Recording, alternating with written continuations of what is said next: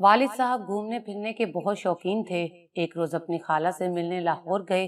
खाला की बेटी मीना उनको अच्छी लगी। सोच लिया कि शादी मीना से करेंगे। उन दिनों उनकी वालदा उनकी दुल्हन ढूंढ रही थी। वो उनकी शादी किसी अमीर घराने में करना चाहती थी। ताहम बेटे की खुशी को मलहूज़े खातिर रखते हुए वो बहन के घर चली गईं और मीना की माँ ने हाँ कह दी। अब्बू की खुशी का ठिकाना ना था कि जिस लड़की को एक नजर में पसंद कर लिया था वो ही मिल गई थी। उन दिनों अब्बू की तनख्वाह 300 रुपए थी। वो सारी तनख्वाह दादी माँ के हाथ पर रख देते थे, लेकिन शादी के बाद उनके जाती अखराजात बढ़ गए थे। वो दादी से रकम मांगते। बेटे का बार बार पैसे मांगना हमारी दादी को अच्छा ना लगता। इसी बात पर जिंदगी में पहली बार अब्बू और दादी में झगड़ा हुआ। दादी ने जिम्मेदार बहू को समझा और खाला की बजाय सास बन गईं। उनका ख्याल था कि ये नई नवेली दुल्हन का दीवाना है, उसके कहने पर फजूल खर्चियां करने लगा है। बहू हालांकि उनकी सकी भांजी थी, फिर भी वो उनको बात बेबात डांट देती। अम्मी सारे घर का काम करती और दादी उनको हर वक्त फूहड़ और बदसलीका कहकर रंजीदा करती। साल बाद मेरी बड़ी बहन आपा जिया पैदा हुई। अब छोटे छोटे झगड़ों के बावजूद घर के हालात बहुत अच्छे थे। पहली बेटी हुई तो सब खुश थे। घर में पहली औलाद आई थी। अब्बू तो खास तौर पर खुश थे और बेटी को अल्लाह की रहमत कहते थे कि उसकी पैदाइश के फौरन बाद उनकी तनख्वाह में थोड़ा सा इजाफा हो गया था। घर में बच्चे का इजाफा हुआ तो अखराजात भी बढ़ जाते हैं। मेरे वालिदैन को भी जिया के लिए रकम दरकार हुई। अब्बू तनख्वाह तो सारी शुरू से ही दादी के हवाले कर दिया करते थे और अपनी जरूरत के लिए बाद में उनके आगे हाथ फैलाया करते थे। बेटी की पैदाइश के बाद बेटी की छोटी छोटी जरूरियात पूरी करने के लिए वालिद को रकम की जरूरत पड़ने लगी, जबकि दादी इस बात को बहू के चौंचले ख्याल करती। घर में दूसरी बार लड़ाई इस बात पर हुई कि वो जिया के लिए खिलौने लाए थे। दादी ने खिलौना देखकर पूछा, बेटा ये कितने का है? वालिद ने जब कीमत बताई, दादी की पेशानी पर शिकन पड़ गए थे। बोली, आबिद, बच्ची पर अभी से इतना खर्च करने की बजाय इसके मुस्तकबिल के लिए बचाओ। इस बात पर अब्बू को गुस्सा आ गया। उन्होंने ऊंची आवाज में कहा कि आप मेरी बीवी से तो खार खाती थीं, अब मेरी बच्ची से भी जलने लगी हैं। बस उसके बाद से हमारे घर का सुकून ही खत्म होकर रह गया था। जिया के बाद हया, फिर मैं पैदा हुई। अब 3 बच्चियां हो गईं तो अखराजात और भी बढ़ गए, जबकि आमदनी में इजाफा ना हुआ। महंगाई भी बढ़ गई थी। घर की सरबराह अब भी दादी थीं। वो सारी तनख्वाह अब्बू की हर माह की 2 तारीख को ले लेती और अपनी समझ और हिसाब से घर का खर्चा चलाती। अम्मी अभी तक उनकी दस्ते नगर थीं और अब्बू भी। एक रोज वालदा ने कहा कि ये बड़ी भी कब तक तुम्हारी तनख्वाह पर नाक बनकर रहेंगी, इनको रिटायर्ड करवा दो और तनख्वाह मुझे दो। मैं तुम्हारी बीवी हूँ और बच्चों वाली हूँ। घर का खर्चा मैं चलाऊंगी और उनको इतना खर्चा दे दूंगी जितनी उनको जरूरत होगी। ये बात दादी ने भी सुन ली और रोकर बोली, हाँ तुम भी इस रकम में खर्चा चलाकर देख लो। मैं जिस तरह किफायत शुआरी से इस रकम में सारा महीना पूरा करती हूँ, मेरा दिल जानता है। मैं तो अपने ऊपर रुपया भी खर्च नहीं करती। मुद्दत से अपना कोई जोड़ा बनाया न जूता लिया। मेरे क्या अखराजात हैं, सब अखराजात तो तुम ही लोगों के हैं। अम्मी बोली, अगर सारे अखराजात हमारे हैं तो हमें खर्चा करने दें। आप क्यों मेरे मियाँ की कमाई को हर माह संभाल लेती हैं? दादी के रोने पर मेरे वालिद को रंज हुआ। वो माँ के बहुत फर्माबरदार थे और दादी भी उनसे बहुत प्यार करती थी। वो हमारी बुजुर्ग थी और घराने की बदख्वाह भी ना थी। बस वालिद ने बीवी को माँ के सामने बोलते देखा तो गुस्से में उन पर हाथ उठा दिया। बाद में उन्हें अफसोस भी हुआ, लेकिन जो कुछ होना था वो हो चुका था। जब इंसान मुश्किल में होता है तो वो हर काम कर गुजरता है जिसमें छुटकारे की जरा सी भी उम्मीद हो। मेरी माँ को भी किसी ने तावीज गंढों की राह दिखाई, सो उधर को चल पड़ी। वो अब्बू को पहले जैसा देखना चाहती थी। इस गर्ज से उन्होंने किसी बाबा से तावीज लिए और घर में छुपा दिए। किसी तरह ये तावीज मेरी दादी के हाथ लग गए। फिर तो जैसे तूफान आ गया। दादी ने अम्मी से झगड़ा किया। अम्मी हमें लेकर मेके आ गई। जब मेरे वालिद घर आए, दादी ने जाने उनसे क्या कहा कि वो हमें लेने नानी अम्मा के घर ना आए। काफी दिनों के बाद इंतजार करने के बाद बिलाखिर नानी ने खुद उनको फोन किया। तब वो आ गए और खाला के समझाने पर हमें घर ले गए। वो हमें बहुत चाहते थे और दादी भी। دونوں ہی ہمارے بغیر نہیں رہ سکتے تھے۔ دونوں پھوپھیاں بھی ہم پر فدا تھیں۔ کچھ دنوں بعد جب میری چوتھی بہن شیعہ پیدا ہوئی تو امی اور ابو کے درمیان کشیدگی اور بڑھ گئی۔ تنخواہ میں اضافہ نہیں ہوا تھا۔ مسلسل ذہنی دباؤ کی وجہ سے والد صاحب مزید چڑچڑے ہو گئے تھے۔ ایک دن کسی بات پر دادی اور ماں میں تلخ کلامی ہوئی تو ابو نے میری ماں کو بری طرح پیٹ ڈالا اور گھر سے نکل گئے۔ امی نے سکون کی گولیاں کھا لیں، وہ بے ہوش ہو گئیں۔ ہم چاروں امی سے لپٹ کر روتی رہیں۔ کافی دیر بعد امی کو ہوش آیا تو ہم سب کو لے کر نانی کے گھر چل دیں۔ میری بڑی بہنیں ان حالات کی وجہ سے سہمی سہمی رہتی تھیں۔ نانی حیران تھیں کہ آخر میری بیٹی کے ہنستے بستے گھر کو کیا ہو گیا ہے۔ تاہم ابو کے امی پر ہاتھ اٹھانے کی وجہ سے ہمارے ننیال والے ابو سے نفرت کرنے لگے تھے۔ اپنا غصہ نکالنے کے لیے وہ ہمارے سامنے ہمارے والد کو برا بھلا کہتے۔ خالائیں تو ہمیں ہمارے سکے باپ سے ڈراتیں۔ ایک دو بار ابو امی اور ہم کو لینے آئے تو ہم ڈر کی وجہ سے چھپ گئے۔ ہماری خالاؤں نے اپنا غصہ نکالنے کی وجہ سے ہمارے معصوم ذہنوں پر ظلم کیا کہ ہمیں ہمارے محبت کرنے والے باپ سے الگ کر دیا۔ ہم ابو کو دیکھ کر رونے لگتے۔ ہمارے اس رویے نے میرے باپ کے ٹوٹے ہوئے دل اور بکھرے ہوئے دماغ پر اور بھی برا اثر ڈالا۔ حالات کچھ بھی سہی، آخر ابو امی سے محبت تو کرتے تھے۔ ہمارے حالات بگاڑنے میں کچھ ہاتھ دادی کا بھی تھا۔ وہ بزرگانہ فراست اور حوصلے سے کام لینے کی بجائے بہو کو ملزم ٹھہرا دیتی تھیں۔ ابو بھی انسان تھے، وہ پریشانی کے سبب صحیح نہ سوچ پاتے اور ان کو بیوی میں عیب نظر آنے لگتے۔ اس طرح ہمارے گھر کا سکون تباہ ہو گیا۔ اس بار جو ابو ہم کو لینے نانی کے گھر آئے، امی ان سے اس قدر خوفزدہ تھیں کہ انہوں نے ان کے ساتھ جانے سے انکار کر دیا۔ کوئی چارہ نہ دیکھ کر ابو نے عدالت میں ہمیں اپنی کفالت میں لینے کے لیے کیس کر دیا تو امی نے بھی طلاق مانگ لی۔ ابو نے شرط رکھ دی کہ جب تک میری بچیاں مجھے نہ دو گی میں تمہیں طلاق نہیں دوں گا۔ ماں کو اپنے جیون ساتھی پر جانے کیسا غصہ تھا کہ انہوں نے ہمیں ہمارے باپ کے حوالے کیا اور خود طلاق حاصل کر لی۔ اس واقعے کے بعد میرے والد کی ذہنی حالت اور بھی زیادہ خراب ہو گئی۔ وہ کسی صورت اپنی شریک حیات کو طلاق نہیں دینا چاہتے تھے جو ان کی 4 بچیوں کی ماں تھی۔ بیوی کو طلاق دے دینے کے بعد وہ خود فراموشی کی کیفیت میں رہنے لگے تھے تو رشتہ دار ان کو پاگل کہنے لگے۔ تاہم اس پاگل پن میں بھی انہوں نے ہمیں فراموش نہ کیا۔ وہ ہمارا پہلے سے زیادہ خیال رکھتے تھے۔ اس سے یہ ظاہر ہوتا تھا کہ وہ پاگل نہیں ہیں بلکہ حالات نے ان کو خود سے بیگانہ کر دیا تھا۔ تاہم ننیال والوں نے باپ کو خوفناک شخص بنا کر ہمارے معصوم ذہنوں کو جس طرح مضروب کیا تھا تو ہم اب بھی ان سے ڈرتے تھے۔ تاہم ان کے سائے میں ہمیں خاص قسم کے تحفظ کا احساس بھی ہوتا تھا۔ اس احساس کی وجہ سے ہمارا خوف رفتہ رفتہ دور ہونے لگا تھا اور ہم اپنے والد سے پھر سے پیار کرنے لگے۔ دادی ہم سے بہت محبت کرتی تھیں۔ پھوپھیاں بھی سارا دن ہماری ناز برداریوں میں گزار دیتی تھیں۔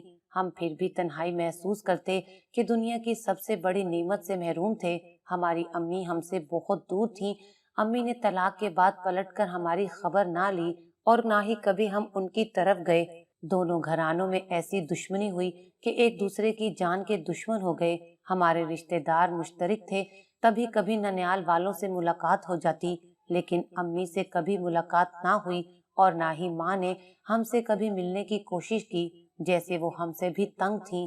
لوگوں کی زبانی معلوم ہوا کہ طلاق کے 4 سال بعد امی کے گھر والوں نے ان کی شادی دوسرے شہر میں کر دی ہے۔ وہاں ان کے 2 بچے ہیں۔ امی اپنی زندگی سے مطمئن ہیں، لیکن ہماری زندگی اجیرن کر گئی تھی۔ اگرچہ ددیال میں ہم سے پیار کرنے والے بہت تھے، لیکن ممتا کا کوئی نعم البدل نہیں۔ ماں کے پیار کی کمی نے میرے اندر ایک خلا پیدا کر دیا تھا۔ اس خلا کو پر کرنے کے لیے میں ہر میٹھے بول پر اعتبار کر لیتی، ہر ہاتھ ملانے والے کو دوست سمجھتی اور کسی کی ذرا سی بات میرے دل کا آنگن چکنا چور کر دیتی۔ میری حساس طبیعت نے میری زندگی میرے لیے مشکل بنا دی، جبکہ میری بڑی اور چھوٹی بہن خوشباز زندگی گزار رہی تھیں۔ اب میں خوش رہنے کے لیے جھوٹے سہارے تلاش کرنے لگی۔ انہی دنوں میری ملاقات عفت سے ہو گئی۔ یہ لڑکی ہمارے محلے میں نئی نئی آئی تھی۔ اس نے ہمارے ہی اسکول میں داخلہ لے لیا اور میری ہم جماعت ہو گئی تو ہم ساتھ اسکول جانے لگے۔ बज़ाहिर वो लड़की अच्छी थी, कहने को मेरी दोस्त बन गई, लेकिन दिल के समंदर की गहराइयों को नापना मुश्किल होता है, इसलिए मैं भी उसकी असलियत को ना पहचान सकी। हमने साथ मैट्रिक कर लिया और फिर एक ही कॉलेज में दाखिला ले लिया। वो मुझसे बहुत मोहब्बत जताती थी, मैं उसकी बातों को खलूस समझकर मुतासिर थी। आहिस्ता आहिस्ता उसने मेरे दिलो दिमाग और सोचों पर कब्जा कर लिया। मैं एक खामोश तबीयत लड़की थी, जबकि इफ़्फ़त उसके बरअक्स थी। वो हर एक से अच्छे तरीके से मिलती, लड़कों से बात करना और राह रस्म बढ़ाना उसका मशगला था। वो राह चलते हुए लोगों से बातें करने लगती थी, अजनबियों से घुल मिल जाती। मुझे उसके ये तौर तरीके पसंद ना थे, मगर घर में भी कोई ऐसा ना था कि जिसको दोस्त जानकर दिल की बात बता सकती। एक रोज कॉलेज जाते हुए दो लड़के मिले, उन्होंने हमारी तरफ तवज्जो ना दी और पास से गुजर गए। तभी इफ़्फ़त ने उनको बुला लिया। जब वो पलटकर हमारी तरफ आए तो उनसे अपना तारुफ कराया, फिर इधर उधर की बातें करने लगी कि हम कॉलेज में पढ़ते हैं, फलां क्लास में, मालूम नहीं दाखिला कब जाएगा। वो एक लड़के से बातें कर रही थी तो दूसरा, जिसने अपना नाम गुलखान बताया था, मुसलसल मुझे देखे जा रहा था। मैं सख्त नर्वस और पसीना पसीना हो रही थी। बार बार इफ़्फ़त से इल्तजा करने लगी कि चलो भी, अब हमें देर हो रही है। वो किसी तौर वहां से हट नहीं रही थी और मेरा खौफ से बुरा हाल था। बड़ी मुश्किल से मैंने कंधा खींचकर इफ़्फ़त को वहां से चलने पर राजी किया, लेकिन चलते चलते भी उसने तीर फेंक ही दिया। उन लड़कों से कहा कि तुम जरा दाखिले के बारे में पता करके कल बता देना। हालांकि ये एक फजूल सी बात थी, ये मालूमात हम अपने कॉलेज से ले सकते थे, ताहम उसको तो उनसे दोबारा बात करने का बहाना चाहिए था। अगले रोज जब हम उसी जगह से गुजरे तो उन लड़कों को अपने इंतजार में खड़े पाया। इफ़्फ़त की बातें खिल गईं। उसने हफीज और गुलखान को अपने घर चाय पर मद्दू कर लिया और मुझे भी अपने घर से बुला कर ले गई। उस वक्त उसके घर में कोई ना था। उस रोज हफीज और गुलखान से तफसीली तारुफ हुआ। वो दोनों फोर्थ ईयर के तालिब इल्म थे। इफ़्फ़त ने उनसे मेरा भी तारुफ कराया। वो अगले मोहल्ले में रहते थे, जो हमारे कॉलेज के रास्ते में था। यूं अब हमारी रोज उनसे मुलाकात होने लगी। अब चाय पर मधु करने की बारी उनकी थी। उन्होंने हमें एक होटल में बुलाया। मैं जाना नहीं चाहती थी, लेकिन इफ़्फ़त ने जब हाथ जोड़े कि बस एक बार चली चलो, मुझे अकेला ना करो, तो मुझे उसकी बात मानना पड़ी। मैंने अंदाजा कर लिया कि गुलखान, जो बहुत कम गो था, अच्छा लड़का है, या शायद मुझे अच्छा लगा था। दोनों खाते पीते घराने से थे। तभी इफ़्फ़त ने उनसे फरमाइशें शुरू कर दी। एक दो बार खाने पीने की चीजें लाए। उसके बाद वो उससे बहाना करके टालने लगे। मैंने इफ़्फ़त को मना किया कि सरे राह फरमाइशें करना कहाँ की तमीज है। तो वो बोली, तमीज को छोड़ो, मैं जाल बुन रही हूँ। भाई, हमें किसी से शादी भी तो करना है, उनकी फयाजी भी तो देखनी है। माँ बाप अपने खानदान के जिन लड़कों के नाम लेते हैं, तुम देखो उनको तो मुंह फेर लोगी। मैं उसकी दलील सुनकर चुप हो गई। हफीज कुछ इफ़्फ़त किसी फितरत का मालिक था, सो उसी को पसंद करने लगी, जबकि गुलखान जब मिलता कम बात करता। ताहम वो मेरा बहुत ख्याल रखता। अगर मैं इफ़्फ़त से कहती देर हो रही है, बात मुख्तसर करो और चलो, वो कहता हाँ यार हफीज, हमें भी देर हो रही है। कब तक फुटपाथ पर खड़े बातें करते रहोगे। वो उसको लेकर जाने में कामयाब हो जाता। मैंने महसूस कर लिया कि वो मेरी उलझन को महसूस करते हुए ऐसा करता है। अब इफ़्फ़त मेरे बगैर हफीज से मिलने लगी। एक दिन दोनों बातें कर रहे थे। मौका पाकर गुलखान ने मुझसे कहा कि तुम इस लड़की से दूर हो जाओ और यूं सरे राह रुक कर किसी से बात मत किया करो। हफीज यूं भी अच्छा लड़का नहीं है, ये तुम्हारी सहेली के साथ टाइम पास करना चाहता है और आगे चलकर धोखा दे देगा। मैंने दबे लफ्जों इफ़्फ़त को समझाने की कोशिश की, मगर उसने मेरी बातों पर कान ना धरे। बोली, तुम अपनी फिक्र करो, मैं जान चुकी हूँ कि गुल तुम्हारा बहुत एहसास करता है, तुम उसकी तरफ तवज्जो दो। ये बात मैंने गुल को बताई। उसने कहा, तुम्हारी सहेली ठीक कहती है, तुम इजाजत दो तो मैं अपनी वालदा को तुम्हारे घर भेजूं। इस बात का जिक्र मगर अपनी सहेली से मत करना। मैंने कहा कि घर का पता तो तुम जान गए हो, वालदा को भेजना चाहो तो भेज दो, मेरी दादी भी उनसे मिलकर खुश होंगी। गुल इस तरह घर का पता पूछकर मेरी रजामंदी ले रहा था। उसने अपनी वालदा और बहनों को हमारे घर भेजा और जब वो दूसरी बार आई तो मेरे रिश्ते की बात कर दी। दादी ने कहा, पहले आपका लड़का और घर देख लूं, फिर जवाब दूंगी। اب جب عفت حفیظ سے بات کرنے کو ٹھہرتی تو گل مجھ سے بات کرنے لگتا تو اس کا دھیان ہماری طرف ہو جاتا اور وہ پریشان ہو جاتی۔ اپنی پریشانی وہ حفیظ سے بیان کر دیتی تو ہمیں اس کے ارادوں کا علم ہو جاتا، یعنی کہ وہ دونوں لڑکوں کو گھیر رہی تھی۔ گل خان پٹھان تھا، گورا چٹا خوبصورت لڑکا تھا۔ وہ نہیں چاہتی تھی کہ گل کی مجھ سے شادی ہو جائے۔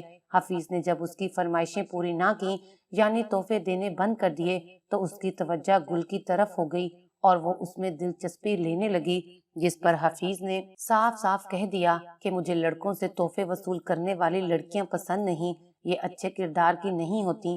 اس بات نے عفت کو بھڑکا دیا اور وہ میری پھپھو کے پاس گئی۔ ان کے سامنے گل خان کی جتنی برائیاں کر سکتی تھی کی۔ وہ میری پیاری سہیلی تھی۔ پھپھی نے اس کی باتوں کو زیادہ اہمیت دی۔ میں اپنی پھپھو سے بہت محبت کرتی تھی کیونکہ امی جان کے جانے کے بعد انہوں نے ہی ہمیں پالا تھا۔ انہوں نے جب مجھ سے پوچھا تو میں نے ان کو سب کچھ سچ بتا دیا۔ میں نے کہا کہ گل خان اچھا لڑکا ہے، اس نے مجھ سے کوئی غلط بات نہیں کی، سیدھے طریقے سے رشتہ بھجوایا ہے۔ پھپھی نے میری بات کا یقین کر لیا اور مجھے گلے لگا لیا۔ بولی رو مت، میں تمہاری پسند سے ہی تمہاری شادی کرواؤں گی، ذرا مجھے اس لڑکے کے بارے میں تسلی کرنے دو۔ بدقسمتی سے میں نے عفت کے بارے میں پھپھی کو کچھ نہ بتایا کہ وہ کیسی لڑکی ہے۔ میری اسی غلطی نے مجھے برباد کر دیا۔ پھپھی نے گل خان کے بارے میں چھان بین کا فیصلہ کیا تو عفت کے ذریعے، کیونکہ وہی گل خان والوں کو جانتی تھی اور وہی میری سہیلی تھی۔ انہوں نے میری اپنے ساتھ ہونے والی تمام گفتگو عفت کے گوش گزار کر دی۔ عفت نے وعدہ کیا کہ وہ اپنی والدہ کے ذریعے تمام معلومات اکٹھی کر کے ان تک پہنچا دے گی۔ پھپھی مطمئن ہو گئی۔ اس وقت تک میں نہیں جانتی تھی کہ حفیظ سے ٹھکرائی جانے کے بعد اب عفت گل خان کے ساتھ شادی کے خواب دیکھ رہی تھی۔ تبھی اس کی والدہ ان کے گھر آنے جانے لگی ہیں۔ اب عفت کو موقع مل گیا ہم دونوں کو جدا کرنے کا۔ اس نے اپنی ماں سے اس معاملے کا کوئی تذکرہ نہ کیا، مگر اپنی دو سہیلیوں کو ساتھ ملا لیا۔ انہوں نے گل خان کی طرف سے اپنے نام جعلی خطوط لکھے اور عفت کی معرفت یہ خطوط میری پھپھی کو بھیجے۔ سیدھی سادھی پھپھی نے ان خطوط کو پڑھ کر پوچھا، یہ لڑکیاں کون ہیں عفت؟ اس نے بتایا ہمارے محلے کی ہیں، آپ کہیں تو ان کو آپ کے پاس لے آؤں، وہ خود آپ کو بتا دیں گی کہ گل خان کیسا لڑکا ہے، اپنی خوبصورتی کی آڑ میں لڑکیوں کو بے وقوف بناتا ہے۔ مزید اطمینان کرنا ہو تو میری امی کے ساتھ اس کا گھر بھی جا کر دیکھ لیں، چھوٹا سا مکان ہے، آپ کو وہاں جا کر اندازہ ہو جائے گا کہ ان کے مالی حالات بھی کچھ زیادہ اچھے نہیں ہیں۔ پھپھو بات بڑھانا چاہتی تھیں کہ رشتوں کے معاملات میں واویلا اچھی بات نہ تھی۔ عفت کی کارستانی بتائے بغیر انہوں نے مجھے گل خان سے بات کرنے سے منع کر دیا، اور جب اس کے گھر والے رشتہ لینے آئے تو دادی نے پھپھی کی رپورٹ کی روشنی میں ان لوگوں کو انکار کر دیا۔ اس بات کا گل خان کو بہت دکھ ہوا اور وہ چاہتا تھا کہ کم از کم ایک بار مجھ سے ملے، لیکن عفت حائل تھی۔ دادی نے مجھ پر کڑی پابندی لگا دی۔ یوں عفت کے جھوٹے بیان نے ہم دونوں کو جدا کر دیا۔ میں بہت افسردہ تھی، مگر پھپھی نے میرے غم کا کوئی اثر نہ لیا۔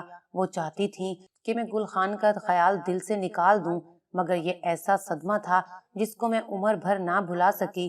ایف اے کے امتحان کے بعد میری شادی دادی نے تایا کے بیٹے عمران سے کرا دی۔ جو شخص نصیب میں تھا اس کے ساتھ شادی ہو گئی اور زندگی گزار لی۔ لیکن آج بھی سوچتی ہوں کاش میری ماں ہمیں یوں چھوڑ کر نہ جاتی تو میرا باپ بھی حواسناک ہوتا، اور جو میرے ساتھ ہوا یہ کچھ بھی نہ ہوتا، کیونکہ بیٹیوں کی خوشیاں اور دکھ ماؤں سے بہتر کوئی نہیں سمجھ سکتا۔